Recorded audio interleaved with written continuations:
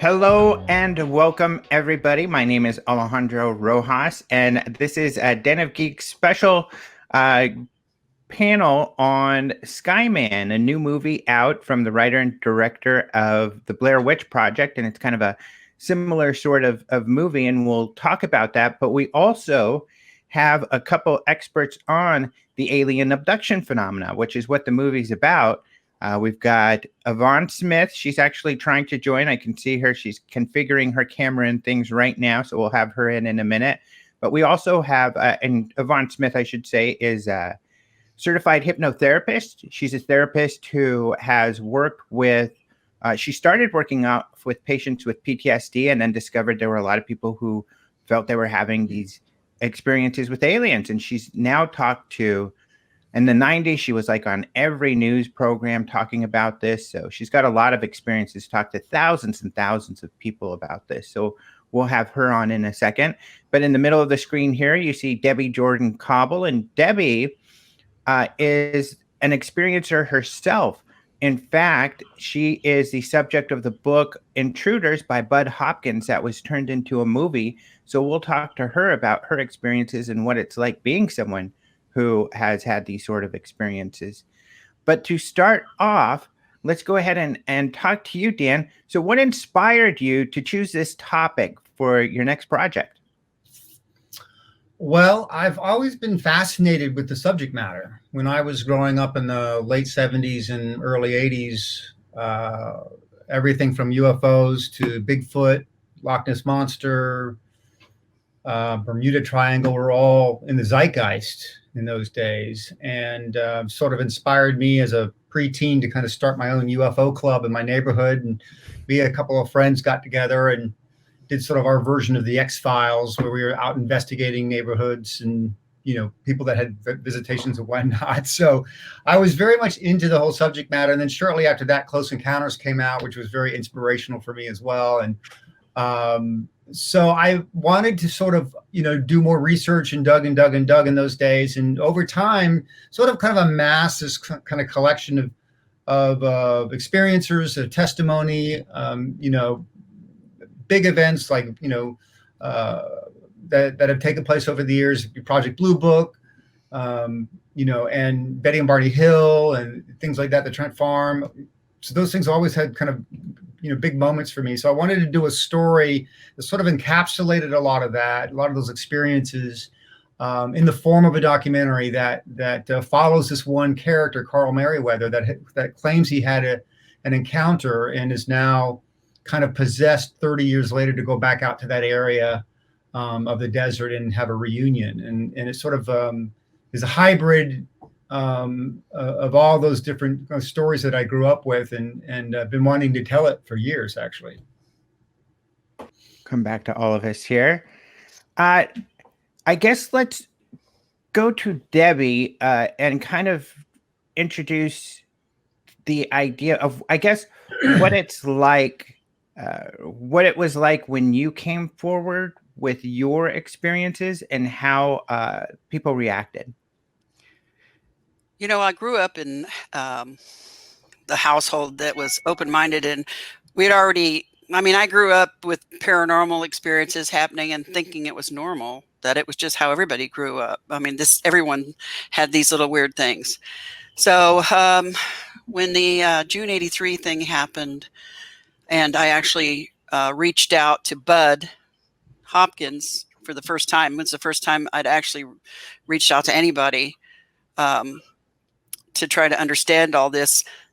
Back in those days, it was not cool to even say you believed in UFOs. I mean, like now you can go to Walmart and buy T-shirts with alien heads on them, and alien heads are everywhere, but it wasn't like that back then. And when Bud decided to write a book about my experiences and my family and our whole, you know, family experience, he gave me the option of using a pseudonym. And at the time I chose that pseudonym, Kathy Davis, really to protect myself and my family.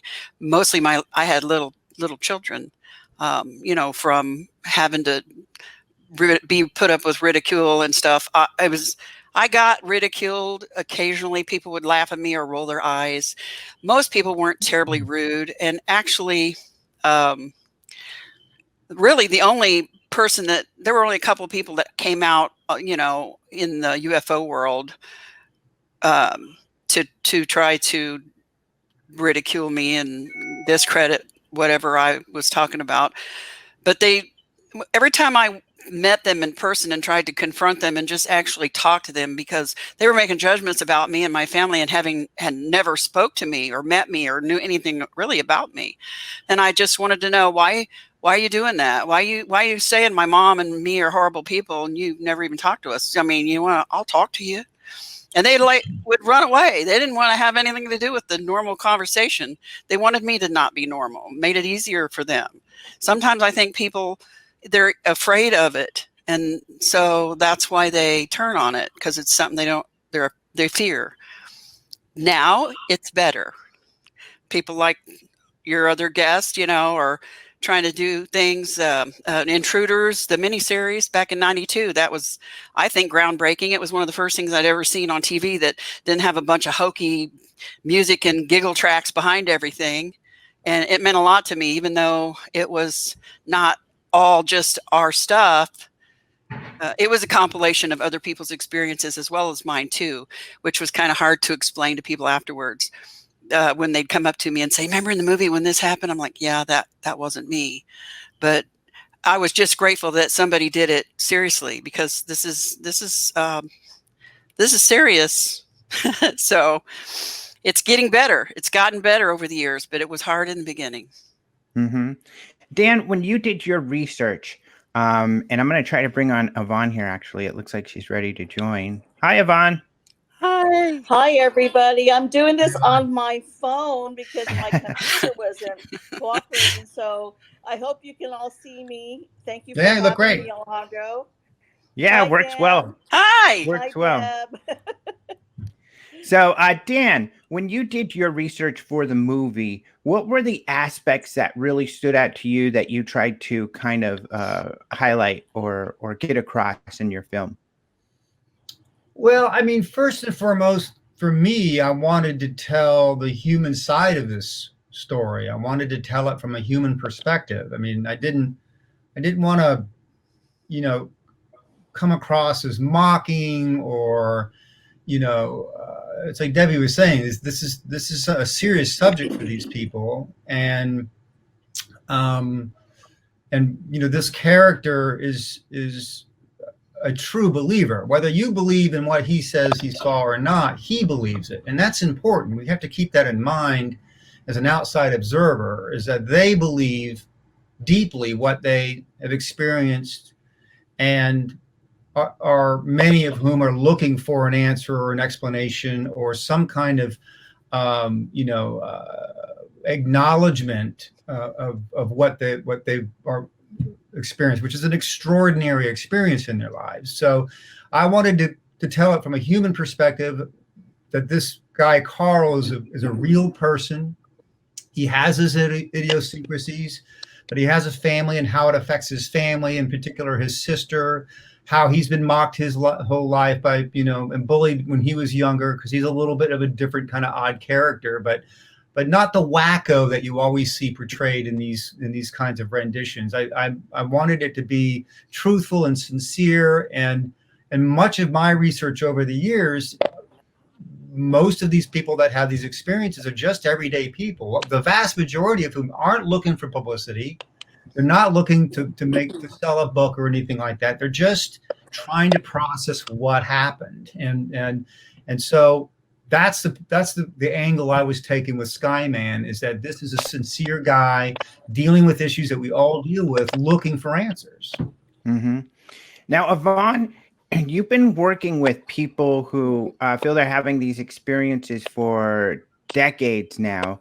And I think what a lot of the public doesn't realize is it's not a small number, right? You yourself have talked to thousands, maybe tens of thousands. How many people have you talked to, and how many people do you think are out there having these experiences? Oh my gosh, it's really, it's worldwide. So millions, really. And it's hard for people out there to believe it's millions when perhaps they haven't had the experience. But as we remember, Alejandro, the Roper organization conducted a poll, and it came out to 1 in 50 American adults. This was throughout the United States. 1 in 50 who had experiences that could point to an abduction. And that's a lot of people. I've been doing my work for 29 years, and I keep getting new people contacting me every week. So the reality is that this is a real experience. It could happen to anybody. It doesn't care how much money you have, whether you're rich, poor, famous, not famous. I've worked with all of them. I've worked with people in the film industry, actors, just everybody, from all walks of life. So it's important for films like Dan's, and Dan, I'm really excited about seeing your film, to be portrayed, for the experiences to be portrayed in a very serious manner where you could be anybody. I tell people, look down your neighborhood, say there's 100 houses. Two of your neighbors are going to be abductees, and probably more. So, look at your coworkers and just anybody. I mean, I've talked to my dentist, my banker, so we have to keep putting this out there for people to realize that this is very real. And now, of course, in today's world, our surreal world, we're living with the pandemic, we're living with, the protests and all of it at the same time, and still these experiences don't stop. So thank you, Dan, for making a film like this, just like Deb's film. And I worked with Bud Hopkins. He was my mentor, really. And his miniseries Intruders really portrayed the emotions of the experiencer, what they go through. And I really think it did a lot for the abduction community. But, we're still on a uphill battle. But, I don't have the luxury now of walking away from this. Mm-hmm. So, Dan, since December of 2017, when the New York Times came out with the news that the Pentagon had a secretive, UFO project that ran since 2007, the news has only ramped up and brought more credibility to the UFO topic. In fact, just last week, the Senate Intelligence Committee, it was announced, has requested from all of the armed services and other agencies, including the FBI, their information regarding UAPs, with a concern that, why haven't they been sharing this information with the Senate or the Congress, this whole time? Did you begin working on this project before that happened, or did this kind of, you've been riding the wave of this? How has this affected your project? It was quite coincidental. I mean, this subject matter I've been interested in for many years. I did a movie called The Objective, where we shot in Morocco. It was definitely kind of centered around a sort of a UFO alien presence out in the desert of Afghanistan. We did that back in 2007, if I'm not mistaken. So it's been a reoccurring theme through a lot of the stuff that I've done. And some could even argue Blair Witch is sort of in that same space. There's a lot of overlap when it comes to kind of the unexplained. But with SKYMAN, certainly with the kind of a resurgence in UFO and alien awareness that has happened in the last couple of years. Of course, a demonstration at Area 51. But when we were shooting, the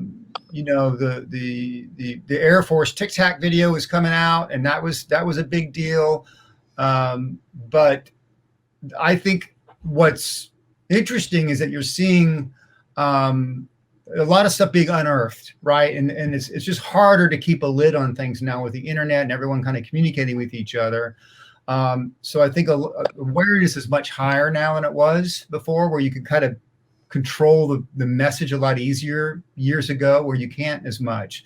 So this information is coming out, and again, it was just coincidental. I mean, when we went to a couple of big UFO festivals, the one in Oregon at McMinnville, and of course in Area 51, Roswell, also, and we spoke to a lot of people there, and these places are packed. I mean, these are big festivals. This is not some little sideshow thing. These places are packed. The panels are packed, and we went there. I think Debbie touched on it a little bit earlier. We went in with our character, and I wanted to kind of draw this juxtaposition to all the kind of the kitsch and commercialism that has happened nowadays with all that juxtaposed with the real seriousness of these panels and people wanting answers and stuff, like which my character is looking for. So so the awareness has been very high, and I don't, with the declassification of a lot of this material was just sheer coincidence for us, and kind of take it as a sign from above that we're probably coming out right at the right time for something like this. People are really interested. Mm-hmm. Yeah, Yvonne and I speak at the Roswell event every year, and I was there at that McMinnville event when you all were there, and it is kind of interesting. And maybe you could speak on this for just a second, on how you and I are trying to share some serious information at the same time. People are there to, like you said, kind of take advantage of buying the alien kind of headbands and wearing the alien T-shirts, and we all kind of have to kind of make a peace with that. Would you agree with that, Yvonne? Oh, sure. Of course, I've been going to Roswell. I've been speaking there since the 50th anniversary. 1997. Can't even believe that. But of course, there's the, Main Street is all decorated, and then they have the costume contest, and people, they come from all over, and we do have to accept that. The problem is that the media still will interview the people out there on Main Street with costumes on about UFOs, rather than come into the museum and actually talk to the serious researchers. So we have to, we have to keep changing. We have to change that. But Roswell, I mean, you appreciated what happened there, the history. It just breaks my heart that we would have been leaving today, Alejandro, for Roswell.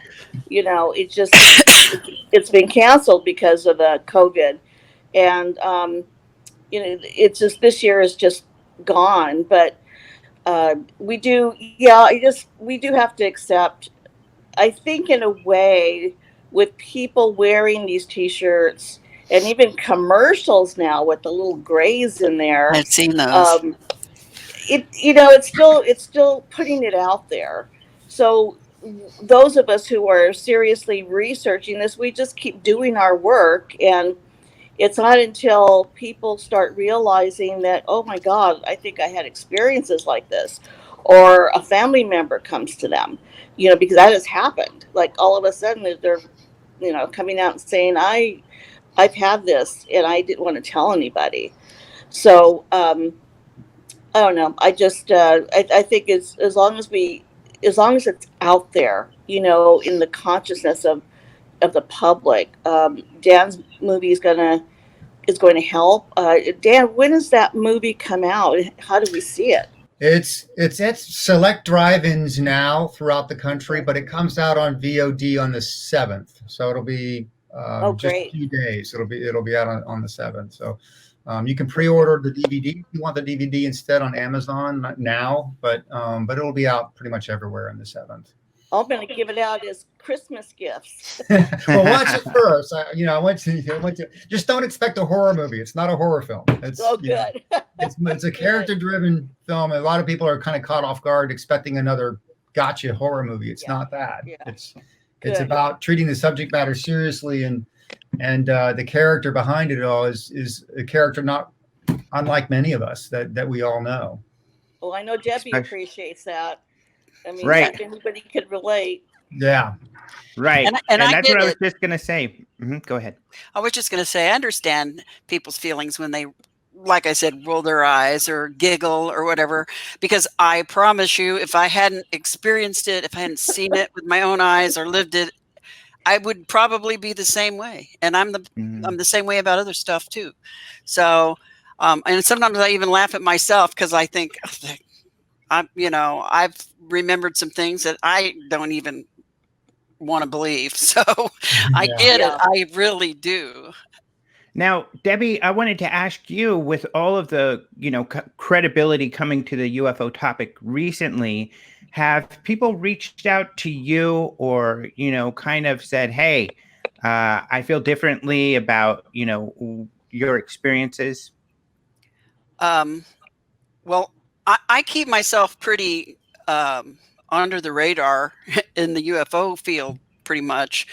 And I mean, I've worked a real job my whole life. I've worked in a factory, so I haven't had a lot of time to go out and talk about it. I cherish the times when I can, because it helps me to continue to cope with it, and to share it with other people and meet other people like me. But I don't get out much. So now around me, people I've worked with for years had no idea who I was. And then when they did, I was the UFO lady or the ghost hunter lady, because that's what I like to do too.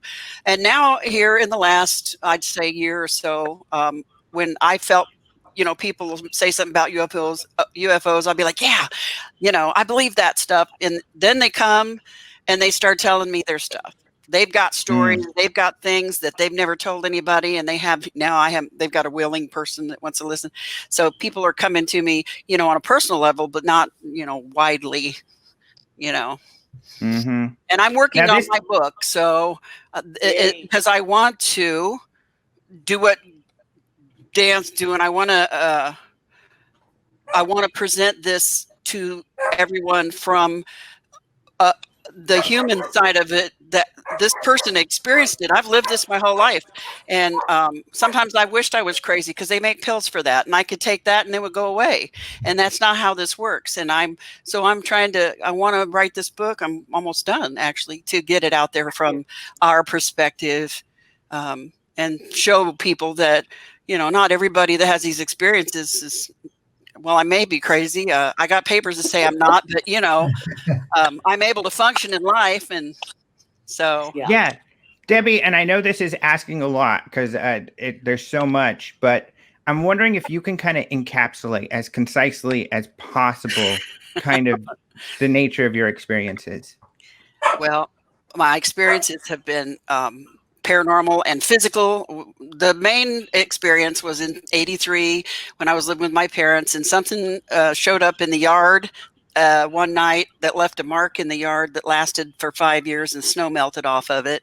It made me sick for a while, and I think it damaged my eyes to the point where I had to have cataract surgery. I got diagnosed with cataracts and macular degeneration in my 30s, and had to have cataract surgery about 10 years ago. So whatever happened to me that night, it hit me like a lightning bolt, and it had a tremendous physical effect on me. I still don't remember about an hour and a half of it, but I do remember seeing a small egg-shaped thing, like craft. Seems ridiculous because it was so small. I don't know how those 6 little kids in the yard could have flown anywhere in it. So I'm not sure what it was, but this egg-shaped thing showed up in my parents' backyard while I was out there looking for burglars one night. And I saw 6, what I thought were kids at the time in the backyard. And by the time I saw them, my vision was masked up from the bright flash of light that hit me.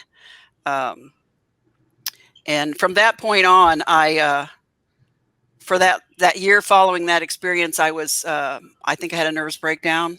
I couldn't function. I was, thank God, living with my parents. I was physically ill for like a year. And then I started to remember experiences with something that had large black eyes. And all kinds of weird stuff happened to me that first year. I met weird people. And that's when I finally reached out I found Bud Hopkins in the library through his book, Missing Time. And I reached out to him, which pretty probably saved my life. mean, it's hard to encapsulate. I'm 61 years old. It's hard to cram an entire life of this stuff in a 30 seconds, but I tried. Sorry if I sounded crazy. Right. I didn't mean to. No, I know it was hard to question or hard question to answer, especially when there's so much to it. And now, did you feel like many people do that you were experimented upon or perhaps tested in some way? Over the course of my young life, I felt as if I was being tested and trained or experimented on, I suppose. I also, I feel like I changed. That night, I always say Debbie died and Debbie 2.0 was born. This the whole experience has had a profound effect on me, not just physically. And I don't think the damage was intentional. I think it was like a side effect of communication that was like not really like that. They weren't trying to hurt me. It just happened. And I also feel that the change in me has been really profound, psychologically, intellectually. And Bud Hopkins once made a comment. He goes, "Now don't give them all the credit for that. That you were strong enough to do that." But I don't think there's anything on the planet I could have experienced in regular life, I guess, that could propel me that far. So I think the experience has changed me dramatically, and it's not always been for the bad. So another reason I wanted to put my book out there, you know. Yeah, having seen the trailer, Dan, a lot of what Debbie's talking about seems to be what you are trying to get across in the film. Yeah, I mean, it's a complex issue, and it's not a one size fits all. And you know, some of these experiences, if not all of them, are as varied as the people that have them. You know, and everybody has their own set of circumstances, and you know, some people respond better than others. Some people have good experiences, some have bad experience, or a mix. But you know, based on my research, and you know, I come at this as a storyteller. I come at this as a filmmaker, and so I just felt it was important to tell it from the human perspective, as I said, to tell it from an honest, non-judgmental perspective, that at the end of the film you can kind of make your own call. You know, I don't try to hit anybody over the head or tell you need to believe this way or that way. Just deliver it honestly. This is an honest portrayal of someone that's had an experience.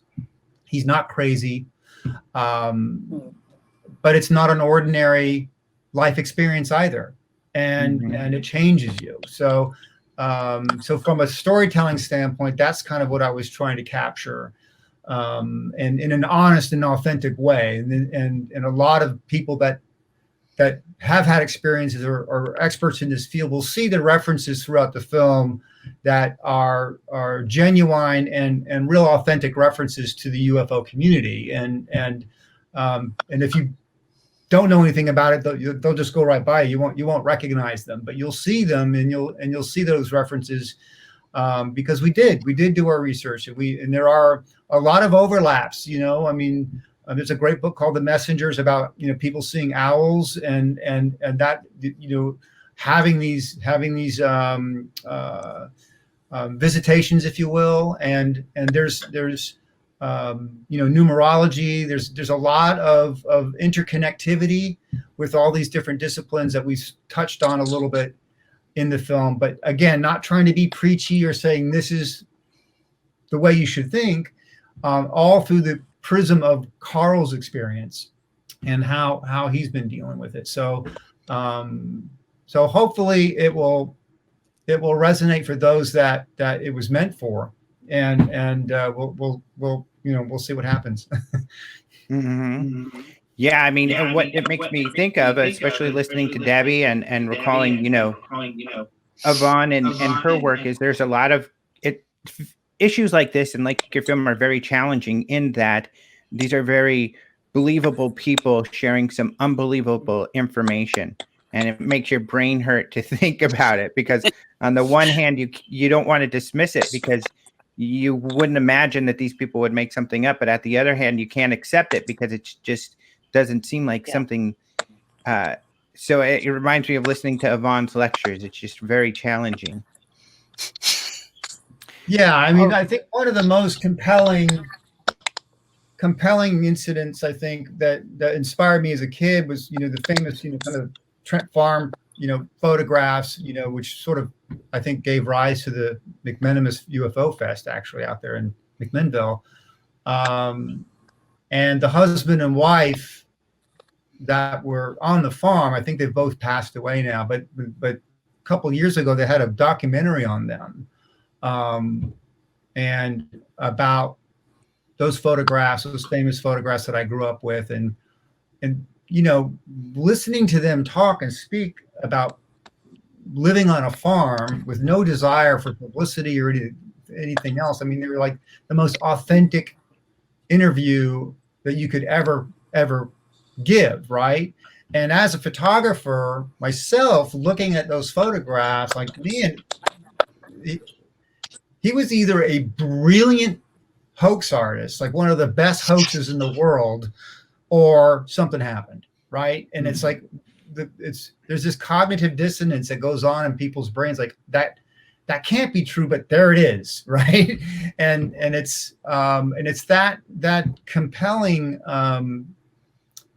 testimony, those stories, those really very real stories from very real people, of that essence we were trying to capture in the movie, and that was one of the inspirations. And that was one case that the Air Force actually acknowledged that they couldn't debunk, that they, all of their calculations, they believe. I mean, it's on the negatives.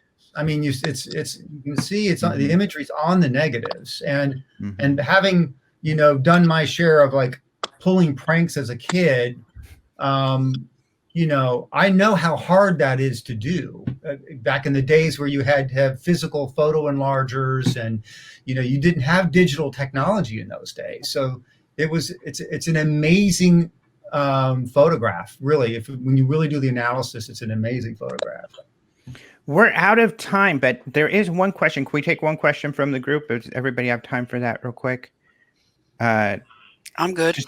Okay, one last question, which is, do any of you all believe that there'll be disclosure this year, either crash debris or ET, they're asking? I don't. I mean, if we're going to depend on our government, no. I think I'm convinced that disclosure is going to happen through the experiencers coming forward. It's the masses coming forward where people can't ignore it. I mean, hopefully it'd be nice if we had some kind of debris or a little gray that I could bring on the show with me, or you can. But I'm not holding my breath with government. I'm with the experiencers, because there's more and more people coming forward from all walks of life. Mm-hmm.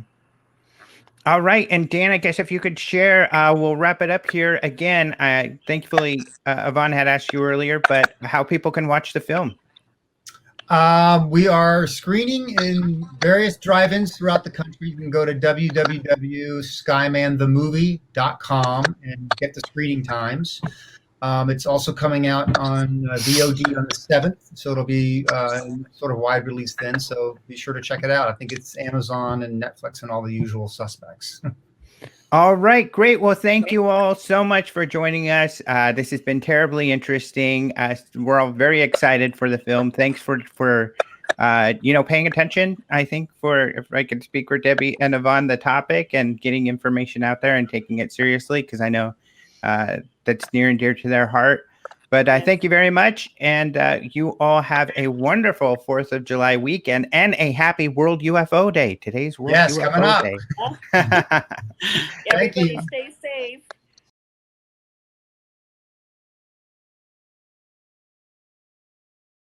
Like the sound of this video? All of our music was licensed from Soundstripe, a subscription-based royalty-free music library for filmmakers, podcasters, YouTubers, and more. Soundstripe. Keep creating.